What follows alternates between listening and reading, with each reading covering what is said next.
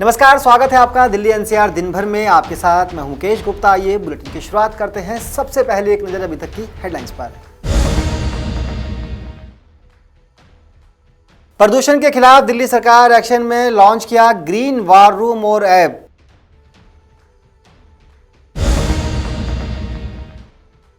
दिल्ली में dengue malaria का आतंक, अभी तक आ चुके हैं लगभग 350 मामले। दिल्ली हाईकोर्ट का सुपरटेक को झटका, खरीदार को अक्टूबर के अंत तक 40 लाख रुपए देने का आदेश।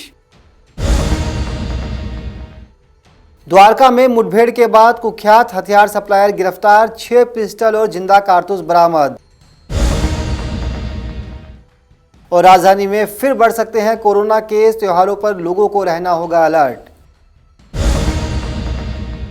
दिल्ली को प्रदूषण से बचाने के लिए दिल्ली सरकार की जंग जारी है। जहां एक तरफ दिल्ली के मुख्यमंत्री अरविंद केजरीवाल ने विंटर एक्शन प्लान की घोषणा की है, तो वहीं दूसरी तरफ दिल्ली के पर्यावरण मंत्री गोपाल राय ने दिल्ली वासियों को प्रदूषण से बचाने के लिए एडवांस ग्रीन वॉर रूम और ऐप लॉन्च किया है। आपको बता दें कि इस नई तकनीक के माध्यम से प्रदूषण पर करीब से निगरानी की जा सकेगी। दिल्ली के अंदर पहले सुप्रीम कोर्ट के गाइडलाइंस के अनुसार 13 हॉट स्पॉट चिन्हित किए गए थे, जिन पर हम फोकस कार्रवाई कर रहे थे। पिछले 1 साल का जो ग्रीन दिल्ली ऐप का जो पूरा हमने ऑपरेशन चलाया, उससे अब हमने 150 हॉट स्पॉट दिल्ली के अंदर पॉइंटेड किए हैं, जहां से ज्यादा कंप्लेंट आई हैं। अलग अलग तरह की कंप्लेंट ज्यादा आई हैं। तो अब दिल्ली के अंदर 13 हॉट स्पॉट की जगह हम अब 150 जो पॉइंट्स हैं, हॉट स्पॉट हम अब घोषित कर रहे हैं और उन 150 हॉट स्पॉट पे क्लोज मॉनिटरिंग करेंगे।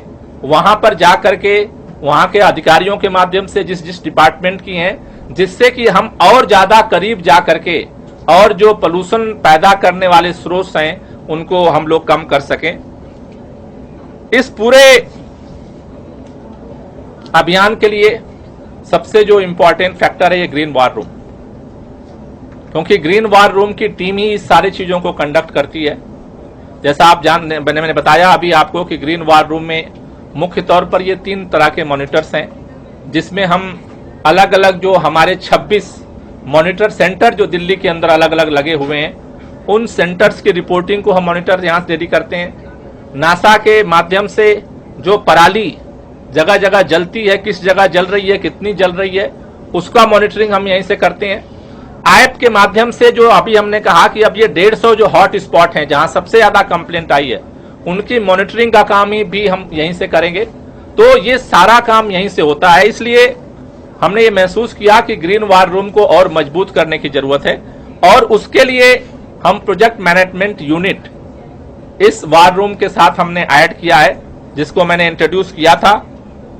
इसके अंदर यूनिवर्सिटी ऑफ शिकागो के प्रतिनिधि हैं और दूसरा GDI के पार्टनर्स हैं। ये ज्वाइंट टीम है जो हमारे वार रूम के साथ अब जुड़ी है, जो आगे जो है इस पूरे विंटर एक्शन प्लान के लिए वो काम करेगी। साथ ही साथ हमारे यहाँ DPCC के अंदर इंजीनियर्स की काफी शॉर्टेज थी, तो हम काफी प्रयास कर रहे थे कि उनकी भर्ती हो जाए। हमें अभी पहली सफलता मिली है। 50 इंजीनियर्स की भर्ती जो है DPCC के अंदर शुरू हो गई है, जो इस वार रूम के साथ जुड़ करके और फील्ड में एक्शन लेने का, मॉनिटर करने का काम करेंगे। साथ ही साथ जैसा आप वीडियो में देख रहे थे, 70 ग्रीन मार्शल हैं जो इस वार रूम से जुड़े हैं, जो एक टास्क फोर्स के रूप में काम करते हैं। और ये 70 ग्रीन मार्शल की हमने जो टीम बनाई है, जब कंप्लेंट आती है यहां से हम डिपार्टमेंट को भेजते हैं, डिपार्टमेंट वहां से कहता है कि ओके हमने इसको रिजॉल्व कर दिया।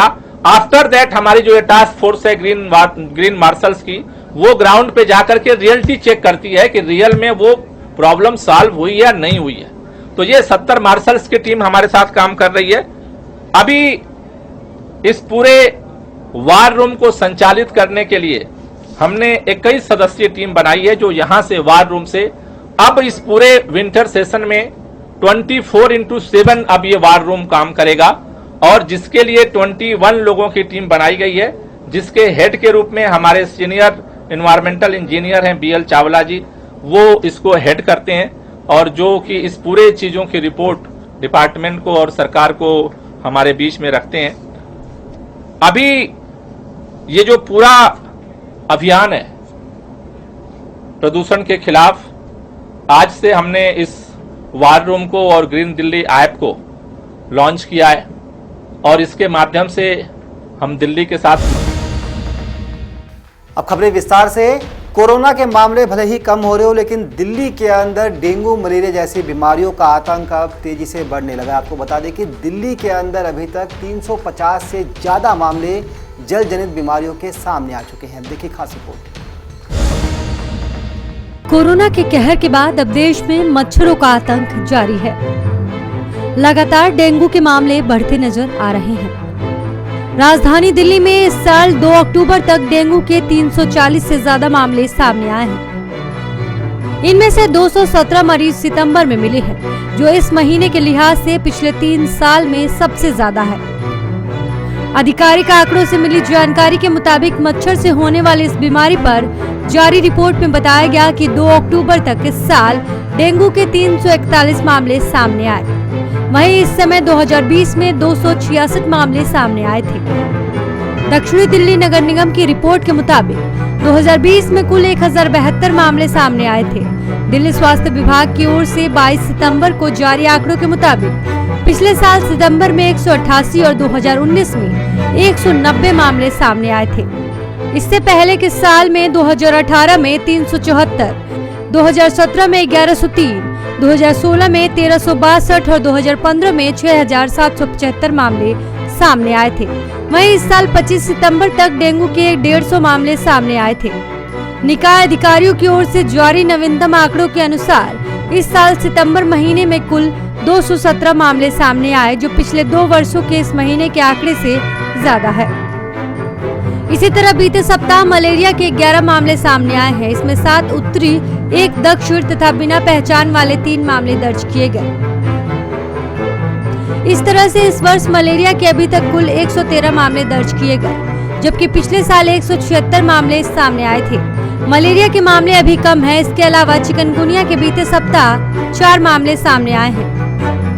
चिकनगुनिया के अभी तक 56 मामले दर्ज किए गए हैं, जबकि पिछले साल 69 मामले दर्ज किए गए थे।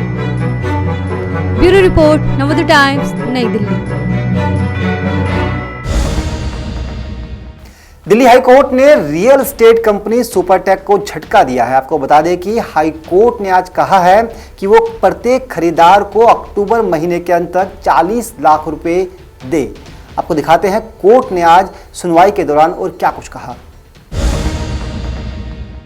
देश की जानी मानी रियल एस्टेट कंपनी सुपरटेक को दिल्ली हाई कोर्ट से एक और झटका लगा है। कोर्ट ने एक शिकायत पर सुनवाई करने के दौरान रियल एस्टेट कंपनी सुपरटेक से कहा है कि वो अपने एक घर खरीदार को अक्टूबर के आखिरी तक 40 लाख रुपए का भुगतान करे। इसके साथ ही नवंबर के आखिर तक घर के खरीदार को 17 लाख रुपए का भुगतान किया जाए। जस्टिस अमित बंसल ने दिल्ली से सटे Yamuna expressway industrial development authority में सुपरटेक की एक परियोजना में विला का कब्जा देने में देरी के बारे में शिकायत पर सुनवाई के दौरान ये फैसला दिया। हाई कोर्ट ने कहा है कि 40 लाख रुपए की इस राशि का इस्तेमाल घर खरीदार ऋण चुकाने के लिए करेंगे।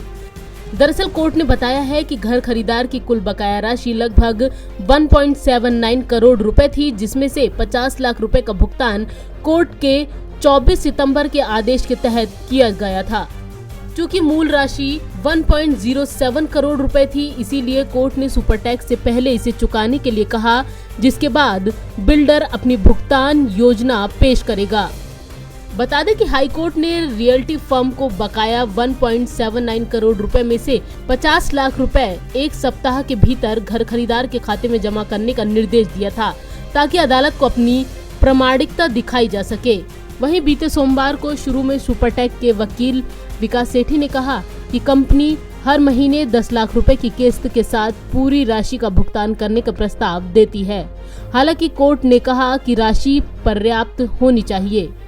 दरअसल हाईकोर्ट ने बीते 24 सितंबर को राष्ट्रीय उपभोक्ता विवाद निवारण आयोग के एक आदेश पर रोक लगा दी थी, जिसमें घर खरीदार की ओर से किए गए केस में सुपरटेक के एमडी मोहित अरोड़ा को 3 साल की कैद की सजा सुनाई गई थी और मामले में एक आदेश का पालन न करने के लिए उनके खिलाफ गिरफ्तारी वारंट जारी किया गया था।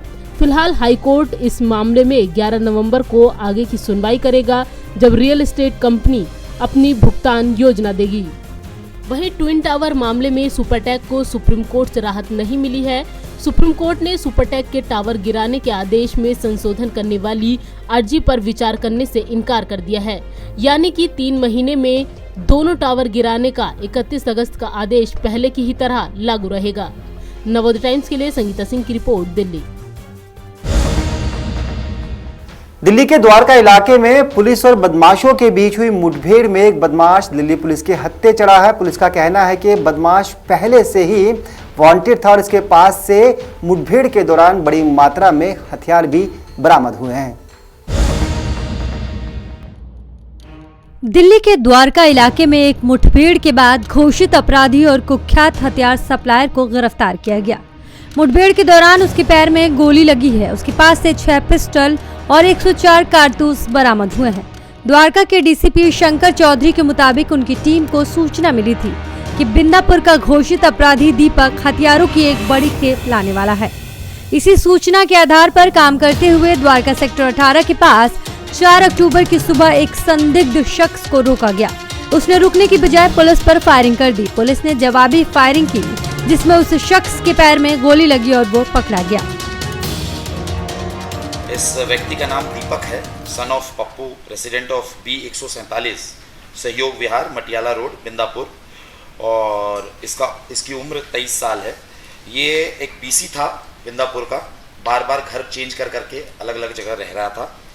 और जब सूचना मिली हमारे स्पेशल स्टाफ की टीम को, तो under the able guidanceship of additional DCP 1 Vikram and ACP Vijay Singh sahab, inspector नवीन और इनकी जो टीम है, इन्होंने कल्टीवेट की उस सूचना को और ये पता चला कि ये जो क्रिमिनल है, इसका नाम जो दीपक है, ये एक जगह पे आने वाला है और वहाँ पर इसको और ये सूचना थी कि इसके पास ह्यूज कंसाइनमेंट ऑफ आर्म्स और एम्युनिशंस हैं, क्योंकि जो हमारी सूचना थी कि उसके अनुसार ये एक विक्की टक्कर है और एक दूसरा जो ये व्यक्ति है विक्की टक्कर और सद्दाम गौरी, ये 2 गैंग्स को ये सप्लाई करने वाला है। तो इस सूचना पर काम करना शुरू किया और इसको तड़के सुबह द्वारका नॉर्थ के इलाके में हमने इंटरसेप्ट किया। पुलिस के अनुसार पूछताछ में पता चला कि पकड़े गए हथियार सप्लायर दीपक पहले से कई मामलों में शामिल रहा है, जिनमें लूट के मामले पहले से चल रहे हैं। यह त्योहार के सीजन को नजदीक देखते हुए गैंगस्टर को हथियार सप्लाई करने आया था। फिलहाल पुलिस आगे की छानबीन कर रही है। दिल्ली से नवोदय टाइम्स के लिए नवीन कुमार की रिपोर्ट। त्योहारों से पहले दिल्ली के अंदर कोरोना संक्रमण के दरों में बढ़ोतरी देखी जा रही है, जिसको देखते हुए स्वास्थ्य विभाग चिंतित नजर आ रहा है। हालांकि सरकार का कहना है कि लोग अभी भी कोरोना को हल्के में ना लें। देखिए खास रिपोर्ट। राजधानी दिल्ली में एक बार फिर कोरोना के केस में बढ़ोतरी दर्ज की गई है। पिछले लगभग 2 महीनों में कोरोना के मामलों में लगातार कमी आ रही थी और संक्रमण दर भी घट रही थी, लेकिन अब 57 दिनों बाद दिल्ली में संक्रमण दर 0.10% आ रही है। बता दें, पिछले 2 दिनों में ये दोगुनी हो गई है। दरअसल पिछले काफी दिनों से संक्रमण दर 0.4 से 0.8% आ रही थी, लेकिन अब ये बढ़ गई है, जिसने सरकार और अस्पतालों दोनों की टेंशन बढ़ा दी है। एक्सपर्ट्स का कहना है कि अभी ये नहीं कहा जा सकता है कि दिल्ली में कोरोना का ट्रेंड बढ़ा है या फिर नहीं। हो सकता है ये अचानक बढ़ा हो और आने वाले दिनों में कम हो जाए, लेकिन अगर ट्रेंड बढ़ता ही रहा तो चिंता की बात जरूर है। बता दें, बीते 8 अगस्त को दिल्ली में 67,316 सैंपल की जांच की गई थी और 67 नए मामले सामने आए थे। संक्रमण दर 0.10% दर्ज हुई थी। लेकिन अब 4 अक्टूबर को सिर्फ 34,038 सैंपल की जांच की गई और उसमें 34 नए मरीज सामने आए, जिससे संक्रमण दर 0.10% पाई गई। बता दें, दिल्ली में त्योहारों का सीजन शुरू होने वाला है। ऐसे में कोरोना के मामले बढ़े तो दिल्ली वालों के लिए काफी दिक्कत खड़ी हो जाएगी, जिसके लिए लोगों को सावधानी बरतने की पूरी जरूरत है। Bureau report, Navodaya times, Delhi. तो दिल्ली एनसीआर दिन भर के इस बुलेटिन में फिलहाल के लिए इतना ही। मुझे दीजिए इजाजत। नमस्कार।